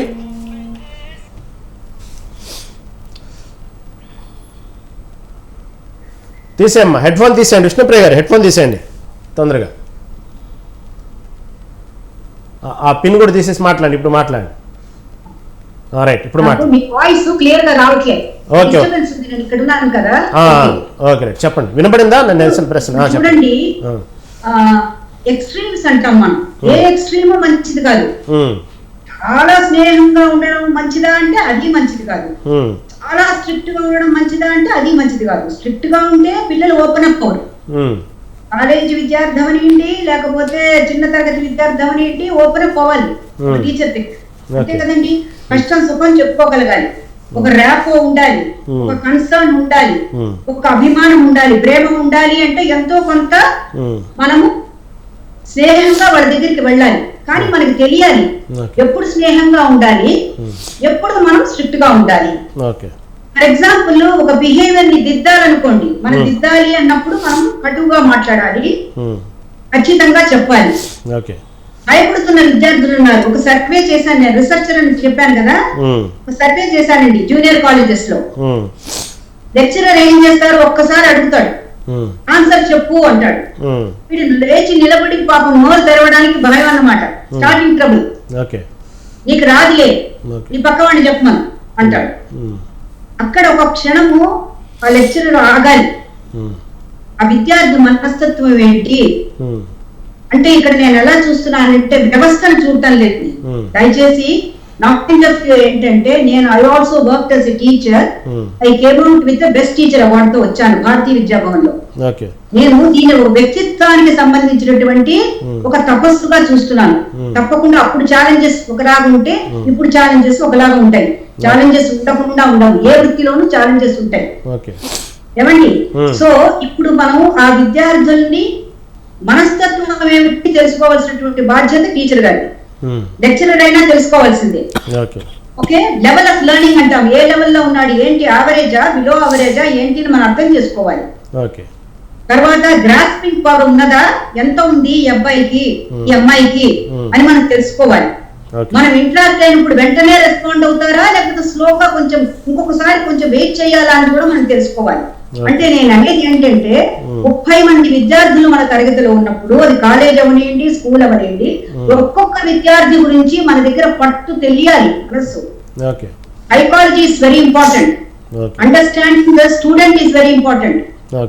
ఒక విద్యార్థిని కనుక అర్థం చేసుకుంటే అప్పుడు వాళ్ళు మనం ఏదైనా చెప్పినా వినడానికి తప్పకుండా వింటారండి. ఒక 15 ఏళ్ల వాళ్ళు అడోలసెన్స్ వింటారు, కాలేజీలో చదువుకునే విద్యార్థులు కూడా వింటారు. సర్వే కండక్ట్ చేస్తే వాళ్ళు అదే చెప్పారు, మాకేం ద్వేషం లేదండి, మాకు తల్లిదండ్రుల తర్వాత క్లోజ్ వాళ్ళు లెక్చరర్సే, కానీ మమ్మల్ని అర్థం చేసుకోవడం అనేది మాకు చాలా ఇంపార్టెంట్. నేను ఈ రోజున though we're celebrating teachers day, I'm trying to bring in student perspective into the discussion. ఓకేనా అండి? ఈ సర్వీస్ లో వాళ్ళు ఏం చెప్పారంటే ఎంతో కొంత మమ్మల్ని అర్థం చేసుకోవడం అనేది చాలా ఇంపార్టెంట్. మేము తరగతిలోకి వచ్చిన తర్వాత మాకు ఇంట్లో కొన్ని బాధలతో రావచ్చు, ఇబ్బందులతో రావచ్చు, ఇప్పుడు రకరకాలు జరుగుతున్నాయి, ఏదో ప్రేమలు అంటున్నారు, అవి అంటున్నారు, వాటికి ఏదైనా వచ్చిన క్లాషెస్ తో రావచ్చు, మానసిక క్లాష్ తో రావచ్చు, లేకపోతే అచీవ్మెంట్ చేయలేకపోతున్నాం అన్న బాధతో రావచ్చు. ఏదైనా ఒక టీచర్ గారి యొక్క అతి ముఖ్యమైనటువంటి బాధ్యత ఏమిటి అంటే సమాజంలో ఒక వ్యక్తిని, విద్యార్థిని బాగా అర్థం చేసుకుంటారు. అర్థం చేసుకున్న తర్వాత మనస్సును గెలుచుకోవాలండి పాఠాలన్నీ తర్వాత. ఒక 19 సంవత్సరాల ఒక విద్యార్థి యొక్క మనస్సు ఏంటి, ఆ అబ్బాయి యొక్క కుటుంబ పరిస్థితి ఏంటి, ఎట్లా వ్యవహరిస్తాడు, ఎలా వ్యవహరిస్తుంది అని అర్థం చేసుకోవాలి. అర్థం చేసుకున్న తర్వాత రిలేషన్షిప్ అంటే నేను అనేది అంటే మనం క్లోజ్ అవ్వాలి. ఎప్పుడు క్లోజ్ అవ్వాలి? ఇందాక నేను ఇచ్చాను చూసారా ఉదాహరణ, ఆ ఉదాహరణలో అబ్బాయికి ఇంకొకసారి okay I wait for a minute, నువ్వు మళ్ళీ ఆన్సర్ చెప్పడానికి ప్రయత్నం చెయ్యి అంటే ఆ విద్యార్థి ప్రయత్నం చేసేవాడు. ఒక్కసారి 5 సార్లు అడిగినా చెప్పరండి సమాధానం. షెల్లో ఉంటుంది ఆ మైండ్ షెల్లోకి వెళ్ళిపోతుంది. మనస్సు చాలా కుంచితమైన మనస్సు ఉంటుంది, చెప్పరు. కానీ as a teacher it is my responsibility, I should wait. అంటే అధ్యయనం చెయ్యాలి. విద్యార్థుల వ్యక్తిత్వాన్ని మనం అధ్యయనం చేసిన రోజున తప్పకుండా మన మీద వాళ్ళ గౌరవం పెరుగుతుందండి. ఎందుకు పెరగదండి? వాళ్ళకి ద్వేషమా? ద్వేషంతో రాదు కదండి. సినిమాలు చూస్తున్నారు, అఫ్ కోర్స్ వాళ్ళ మైండ్ అంతా వైపౌట్ అవుతోంది. కానీ ఒక్కసారి మన ప్రపంచంలోకి వచ్చాక, మన కాలేజీ, మన తరగతి, మనము అన్న భావనలోకి వచ్చాక మన మీద కనుక గౌరవం ఉంటే తప్పకుండా మనని వాళ్ళు అవమానపరచరు. మీరు చెప్పినట్టుగా పిల్లలు, అది మా అబ్బాయి అయినా కానీ అమ్మాయి అయినా, వాళ్ళ సైకాలజికల్, వాళ్ళ మానసిక పరిస్థితిని అబ్జర్వ్ చేసుకుంటూ మనం ముందుకు వెళ్ళాలి. దానికి సంబంధించిన మానసిక పరిస్థితి గురించి వాళ్ళని సెన్సిటివ్ మైండ్స్ ఉంటాయి కాబట్టి వాళ్ళని ఇబ్బంది పెట్టకుండా వాళ్ళు మన ఫ్రెండ్లీ వాతావరణంలో చదువు చెప్పాలంటున్నారు. ఓకే, మంచి మాట. మళ్ళీ దాని గురించి మాట్లాడదామండి. మనకు సినీ నిర్మాత కల్పన గారు కూడా ఫోన్లో వెళ్ళి ఉన్నారు. కల్పన గారు నమస్తే అండి. కల్పన గారు, హలో. కల్పన గారు నమస్తే అమ్మా. ఈరోజు టీచర్ డే సందర్భంగా జరుగుతున్న డిబేట్ లో భాగంగా కొంతమంది సమాజంలో సినిమాల ప్రభావం టీచర్స్ను చూపించే విధానంలో కూడా కొంత మార్పు రావాలి అంటున్నారు. అంటే టీచర్స్ లెక్చర్స్ మీద కామెంట్లు చేయడం కానివ్వండి, లెక్చర్స్ టు లెక్చర్లో ప్రేమ వ్యవహారాలు కానివ్వండి, లెక్చర్ టు విద్యార్థుల విషయంలో ప్రేమ వ్యవహారాలు కానివ్వండి, ఇటువంటి చూపించడం అనేది సినిమాలో కొంతవరకు ఉపాధ్యాయ వృత్తిని కూడా డ్యామేజ్ చేస్తున్నారే అంటున్నారు. దీని మీద మీ కామెంట్ ఏంటి? హలో కల్పన గారు. సినిమాల వల్ల చెడిపోతున్నారు అనేది నిర్మాతగా నేను చెప్పలేనండి. అది ప్లస్ డెఫినెట్ గా నేను ఈ డిబేట్ లో ఐ డోంట్ థింక్ ఈ టాపిక్ మీద నేను మాట్లాడలేను. ఎందుకంటే ఒక నిర్మాతగా సినిమా అనేది సబ్జెక్ట్ ని బట్టి ఆధారపడి ఉంటుందండి. అన్ని జరుగుతూనే ఉన్నాయి కదా సొసైటీలో. సో మేము తీసుకునే సబ్జెక్ట్ లో ఉండొచ్చు ఒక్కొక్కసారి, కేవలం మీరు కొంచెంసేపు ఎంటర్టైన్మెంట్ గానో కామెడీ గానో వాడుకుంటాం కానీ అది పెద్ద ఇంపార్టెంట్ కాదంటారు. ఏంటండి? అది మీరు 5 నిమిషాలు ఏదో ఎంటర్టైన్మెంట్ గా మనం చూపిస్తున్నామే కానీ అదని ప్రధానంగా తీసుకుని లెక్చర్ ని అవమానపరచడం ఉద్దేశం అది మేము సామాజికంగా మేము నేరం చేస్తున్నాం నేను చెప్పలేనండి. చెప్పండి అమ్మా, ఈ ఉపాధ్యాయుల దినోత్సవం గురించి మీరు చెప్పదలుచుకుంటే. ఉపాధ్యాయ దినోత్సవం అంటే గురువులు అనే వాళ్ళు సహనంతో ప్రోత్సహించేవాళ్ళండి. లైక్ సహనంతో విద్యార్థులను ప్రోత్సహిస్తూ ఉంటారు. వాళ్ళు ఎన్ని మిస్టేక్స్ చేసినా ఏం చేసినా వాళ్ళని క్షమించి మళ్ళీ వాళ్ళకి చదువు చెప్తా వాళ్ళని మనకి ఫ్యూచర్ కిడ్స్ గా భారత పౌరులుగా తయారు చేస్తున్నారు వాళ్ళని. సో ఇంకా నాకు ఎట్లా చెప్పాలో కూడా అర్థం కావట్లేదు ఈ టాపిక్ గురించి. బట్ గురువులు సహనంతో ప్రోత్సహించేవాళ్ళు అని మాత్రం చెప్పగలను నేను. మా టీచర్స్ అందరూ మమ్మల్ని అలాగే మేము చేసిన తప్పులన్నీ క్షమించి మమ్మల్ని ప్రోత్సహించి ఈ స్థాయికి రావడానికి కారకులయ్యారు. పేరెంట్స్ ఎంత మెయిన్ రోల్ ప్లే చేస్తారో టీచర్స్ దానికి ఇంకా రెట్టింపు రోల్ ప్లే చేస్తేనే. Okay, right. ఓకే రవి గారు. ఓకే జ్యోతి గారు చెప్పండి. ఇప్పుడు ఇందాక మేడం గారు కూడా అన్నారు ఉత్తమ ఉపాధ్యాయ అవార్డు తీసుకున్నాను అదేదని. యాక్చువల్గా ప్రతి సంవత్సరం ఈ రాష్ట్ర ఉత్తమ ఉపాధ్యాయ అవార్డులు ఇస్తూ ఉంటారు ఈ రోజు పురస్కరించుకొని. అసలు దాన్ని ఏ బేరేజ్ మీద ఇస్తారు, దాని కొలమానం ఏంటి, ఎలా ఇస్తారు అసలు? అది నేను ప్రత్యేకంగా చెప్పలేనండి, ఎందుకంటే కొంతమందికి వస్తుంటాయి, మేబీ దానికి ఒక ప్రొసీజర్ ఉందేమో. ఎందుకంటే నేను చెప్పేది రైల్వే స్కూల్స్లో, నేను రైల్వే టీచర్గా చేస్తున్నాను కాబట్టి మా దగ్గర 2-3 టీచర్స్కి స్టేట్ అవార్డ్స్ కూడా వచ్చాయి. కాకపోతే వాళ్ళు ప్రొఫైల్ సబ్మిట్ చేస్తారు, ఇస్తారు. కానీ ఒకటి మాత్రం చెప్పగలను ఏంటంటే అవార్డ్స్ అనేది టీచర్ డెఫినెట్గా ఎంకరేజ్మెంట్. అది అవార్డు వచ్చిన టీచర్లు ఎంత గొప్ప వాళ్ళు, రాని టీచర్లకు కూడా అంటే చెప్పాను కదా, ప్రతిరోజు వాళ్ళకంటూ ఛాలెంజ్ ఉంటుంది.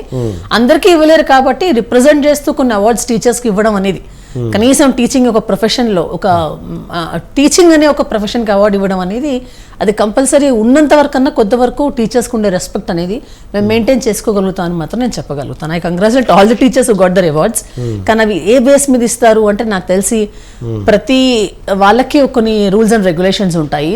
సమ్ ప్రొఫైల్ ఏదో పంపిస్తూ ఉండొచ్చు వీళ్ళు, అలా ఇస్తారని చెప్పి మేము అనుకుంటాం. కానీ ఎప్పుడు సంతోషిస్తాం మేము ఉపాధ్యాయులకి, ఉపాధ్యాయ వృత్తిపరంగా ఒక టీచర్కి గౌరవం ఇస్తున్నారు, అవార్డ్స్ అనేది రావాలి అని మేము కోరుకుంటాం. Okay okay. ఇప్పుడు ఈ ప్రైవేట్ స్కూల్స్ సంబంధించి గవర్నమెంట్ స్కూల్స్ సంబంధించి తీసుకుంటే ప్రైవేట్ స్కూల్స్లో మనం అబ్జర్వ్ చేస్తూ ఉంటాం మ్యాక్సిమం. మరి ఇంటర్మీడియట్ చదివిన పిల్లల చేత కూడా విద్యాబుద్ధులు నేర్పిస్తూ ఉంటారు. అంటే బేసిక్స్ నాలెడ్జ్ కదా అంటుంటారు, అంటే వాళ్ళకి సంబంధించినట్టు చిన్న ప్రైమరీకి సంబంధించినటువంటి. తర్వాత కొంతమంది అసలు ప్రైమరీలోనే వాళ్ళకి పునాది గట్టిగా ఉండాలంటారు. ఆ పునాది గట్టిగా ఉండే విషయంలో వచ్చేటప్పటికి క్వాలిఫికేషన్ సంబంధించిన టీచర్స్ ఉండరు, ఎవరిని పడుతున్న తక్కువ శాలరీస్కి ఏదో మెయింటైన్ చేస్తూ ఉంటారు. ఇది ఎంతవరకు కరెక్ట్ అంటారు? అంటే మన దగ్గర విద్యా వ్యవస్థలో చాలా లోటుపాట్లు ఉన్నాయండి. ఎస్పెషల్లీ మీడియం తీసుకోండి. కొంతమంది మీరు ఇంటర్మీడియట్కి వచ్చిన పిల్లలకి, అంటే నేను లాంగ్వేజ్ టీచర్ని, హిందీ చెప్తాను క్లాస్లో, కానీ నా దగ్గరకు వచ్చే పిల్లలకి నేను కొన్నిసార్లు వాళ్ళు కూడా చెప్పుకోవాల్సి వస్తుంది. దానికి కారణం ఏంటంటే వాళ్ళ బేస్, వాళ్ళు ఎక్కడ చదువుకున్నారు, ఆ చదువుకున్న చోట హిందీ సరిగ్గా ఉందా లేదా. ఫస్ట్ ఆఫ్ ఆల్ లాంగ్వేజ్ ఉపాధ్యాయులకి ఎక్కడ ఏమాత్రం రికగ్నిషన్ ఉందో అందరికీ తెలుసు. ప్రైవేట్ స్కూల్స్లో నాకు తెలిసినంత వరకు ఎగ్జామినేషన్కి 1 month ముందు లాంగ్వేజ్ సిలబస్ కంప్లీట్ చేస్తారు. సో ఇలా ఐవాష్గా జరుగుతూ ఒక పద్ధతికి వచ్చిన తర్వాత, ఒక స్టేజ్కి వచ్చిన తర్వాత, ఇప్పుడు స్కూల్స్ కూడా 6th నుంచి IIT కోచింగ్ ఉందనుకోండి, అక్కడ చాలా మంది పిల్లలు కొన్ని సబ్జెక్ట్స్లో వెనకబడి ఉంటారు.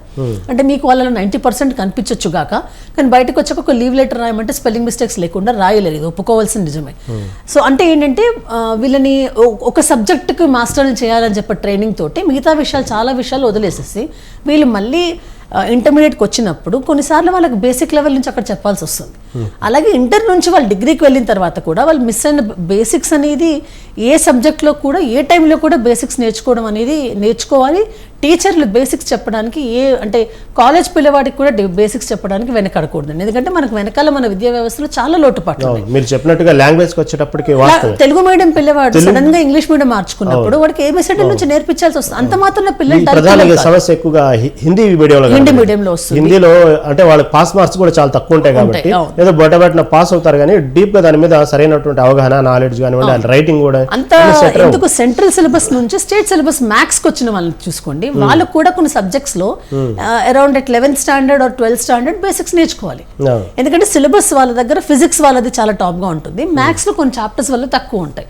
అది అందరం అబ్జర్వ్ చేసిన సంగతి. కాబట్టి బేసిక్స్ అనేది ఏ టైంలోనన్నా ఒక లెక్చరర్ కానివ్వండి, ప్రొఫెసర్ కానివ్వండి, స్టూడెంట్ దగ్గరకు వచ్చి బేసిక్స్ నుంచి చదువు నేర్పుతున్నారంటే వాళ్ళు కరెక్ట్ పునాది వేస్తున్నారు. పునాది ఎప్పుడైనా సరే గట్టిగా నిర్మించుకోవడంలో తప్పేం లేదు. అలాగే సబ్జెక్ట్ చేంజ్ చేసుకునే వాళ్ళు ఉంటారు. అంటే నేను చిన్నప్పటి దాకా మ్యాథ్స్ చదివాను, సడన్ గా నేను ఇప్పుడు లాంగ్వేజ్ తీసుకుందాం అనుకున్నాను, ఆర్ కామర్స్ తీసుకుందాం అనుకున్నాను, ఆర్ వేరే ఆర్ట్ తీసుకుందాం అనుకున్నాను, ఏదైనా వేరే సబ్జెక్ట్ తీసుకున్నప్పుడు మళ్ళీ అక్కడ వాళ్ళు బేసిక్స్ నుంచి నేర్చుకోవాల్సి వస్తుంది. సో బేసిక్స్ ని మధ్యలో నేర్చుకోవడం అనేది నాకు తెలిసి చాలా ప్లస్ గా చెప్తాను నేను. ఎందుకంటే 6వ తరగతి 6 ఏళ్ల వయసులో పిల్లవాడికి బేసిక్స్ నేర్పించే పిల్లవాడికి 30 ఏళ్ల వయసులో బేసిక్స్ నేర్చుకోవడం సిగ్గు కాదండి.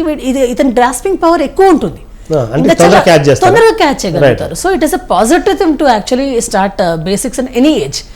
అందులో మనం కాకపోతే మనం ఆలోచించాల్సింది ఏంటంటే పిల్లల్ని మనం చదువు చెప్తున్నప్పుడు చాలా సబ్జెక్ట్స్లో బేసిక్ నాలెడ్జ్ అవసరం అవుతుంది. అంటే అన్ని 6 సబ్జెక్టులు పెట్టేది ఎందుకంటే ప్రైమరీ స్కూల్ లెవెల్లో 6 సబ్జెక్టులు కూడా వాళ్ళకి 10th వరకు అవసరము అని. కానీ చాలా స్కూల్స్లో సోషల్ స్టడీస్ అనేది లేదు. సోషల్ స్టడీస్ అనేది కొన్ని ఆన్సర్లు చెప్తాం బట్టి కొట్టి నేర్చుకొని రాయడం అని, ఎందుకంటే పాపం వాళ్ళకి అంత అన్ని క్లాసులు ఇవ్వట్లేదు.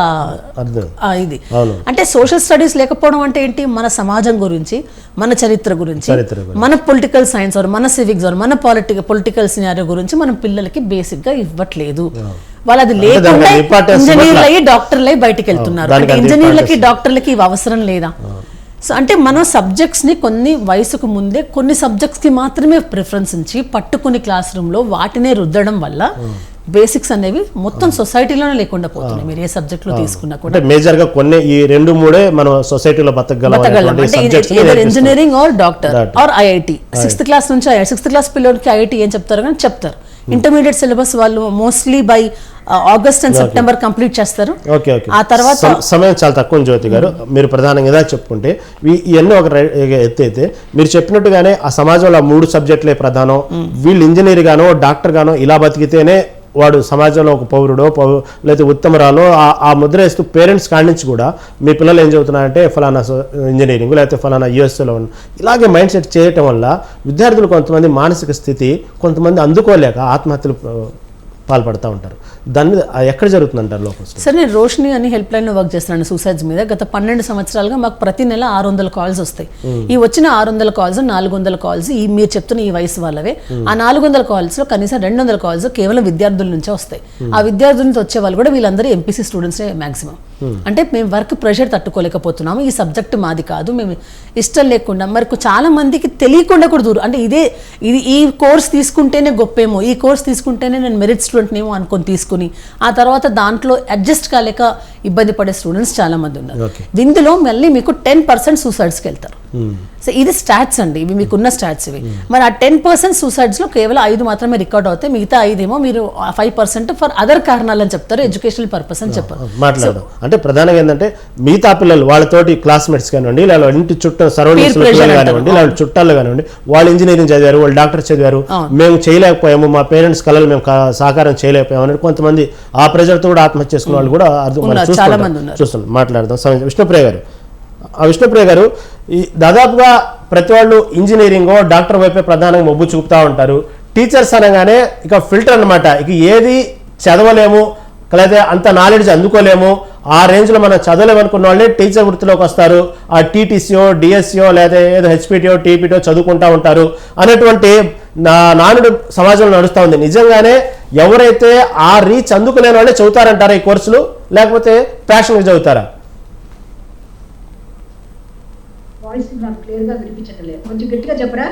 ఓకే ఓకే విష్ణుప్రియ గారు, దాదాపుగా చాలా మంది ఇంజనీరింగ్ డాక్టర్ల వైపు ఎందుకు మొగ్గు చూపుతారు, టీచర్స్ వైపు మొగ్గు చూపాలంటప్పటికీ ఎందుకు వెనకాడతారు?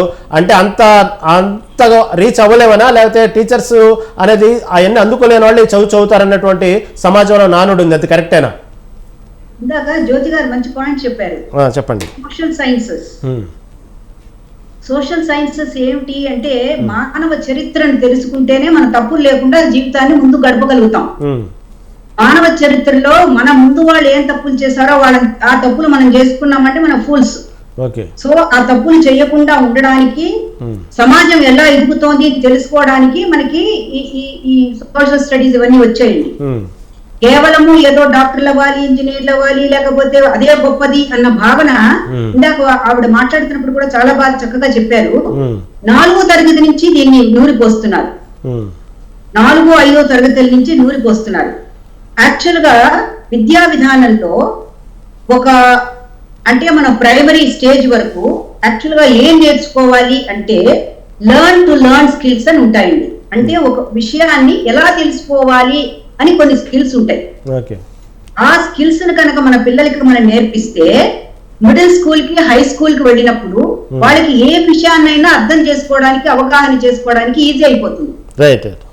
సో అటువంటి లెర్న్ టు లెర్న్ స్కిల్స్ ఎక్కడి నుంచి నేర్పించాలి, ఏ సబ్జెక్టుల ద్వారా నేర్పించాలి అంటే అన్ని సబ్జెక్ట్స్ ఉండాలి, చాలా ఇంపార్టెంట్ అది. రైట్ విష్ణుప్రియ గారు, సమయం అయిపోయిందండి, చాలా సమయం అయిపోయింది. చివరిగా విష్ణుప్రియ గారు, లాంగ్వేజ్ ఇది కాదు అన్న భావన లేకుండా అవి మనం తప్పకుండా పిల్లలకి నేర్పించాల్సి వస్తుంది. ఓకే, సమయం లేదండి. చివరిగా ఒకటే మాట, మీరు ఈ స్థాయికి ప్రొఫెసర్ స్థాయి ఎదిగి మీరు ఒక ఉత్తమ ఉపాధ్యాయురాలు అవార్డు తీసుకున్నారు. కాబట్టి మీకు ప్రధానంగా ఇవన్నీ మీకు ఆదర్శం ఎవరు, మీ ఫేవరెట్ టీచర్ ఎవరు, లేకపోతే ఆ గురువు ద్వారా నా లైఫ్ మారింది అనడానికి షార్ట్ కట్లో సమయం లేదు, ఎవరు గురువు ఎవరు మీకు? మీరు నాకు ఎందుకో సౌండ్ రైట్, సమయం లేదండి. ఓకే, జ్యోతి గారు చెప్పండి, ఇదే వచ్చింది. నాకు ఫేవరెట్ గురువు అండి. నాకు అన్ని రంగాల్లో ఫేవరెట్ గురువులు ఉన్నారండి. అంటే ఇప్పుడు టీచింగ్ అంటే క్లాస్ రూమ్లో జరగదు కదా. క్లాస్ రూమ్లో నేను చదువుకున్నప్పుడు స్కూల్లో పరమేశ్వరరావు సార్ అని చెప్పి సార్ ఉన్నారు, వారు ఇప్పుడు కూడా ఉన్నారు, జీవించున్నారు. ఆయన జగదీశ్వరరావు సార్, వాళ్ళిద్దరు నా హిందీ టీచర్స్ అనమాట. తెలుగు బ్యాక్గ్రౌండ్లో ఉండి అసలు హిందీ రాని నాకు హిందీ చదవాలని కోరికను కలిగించింది వాళ్ళు. ఆ తర్వాత సినిమాలు చూసి దిలీప్ కుమార్ ఎలా మాట్లాడుతున్నాడని చూసి ఆయన గురువుగా పెట్టుకొని ఆయన లాంగ్వేజ్ని నేను సౌత్ ఇండియన్ ఎక్సెంట్ నుంచి బయటకు పడడానికి నేను చాలా నేర్చుకున్నాను యాజ్ అన్ ఆర్టిస్ట్. గురుదత్ లాంటి ఒక యాక్టర్ దగ్గర నుంచి సూసైడ్స్ అని, ఆయన సూసైడ్ చేసుకొని చనిపోయారు కాబట్టి సూసైడ్స్ అనేది ఒక ఆర్టిస్టిక్ గా ఎలాంటి ప్రభావం సమాజం మీద చూపిస్తుందని నేను నేర్చుకున్నాను. సో సమాజంలో నాకు చాలా మంది గురువులు ఉన్నారు, క్లాస్ రూమ్ లో గురువులు, జీవితంలో గురువు. అన్నిటికంటే ఎక్కువగా నేను మా బ్రదర్ని చాలా ఎక్కువగా నమ్ముతాను. బికాస్ ఆయన చాలా ఓపెన్ మైండెడ్గా అన్ని రకాల వ్యూస్ని ఎలా యాక్సెప్ట్ చేయాలనేది మా బ్రదర్ చెప్పారు. కాబట్టి వీళ్ళు నలుగురు ఇన్ఫ్లుయెన్స్ నాకు మోహన్ రావు గారు అండి, ఆయన ఇన్ఫ్లుయెన్స్ నమ్మి చాలా ఉంది. బికాస్ మేము చాలా విషయాల్లో విభేదిస్తాము, అలా విభేదిస్తూ కూడా ఒకరినొకరు గౌరవించుకోవచ్చు అని చెప్పి నేను వారి దగ్గర నేర్చుకున్నాను. థ్యాంక్ యూ మేడం, చాలా valuable message and valuable suggestions ఇచ్చారు టీచర్స్ ఈరోజు.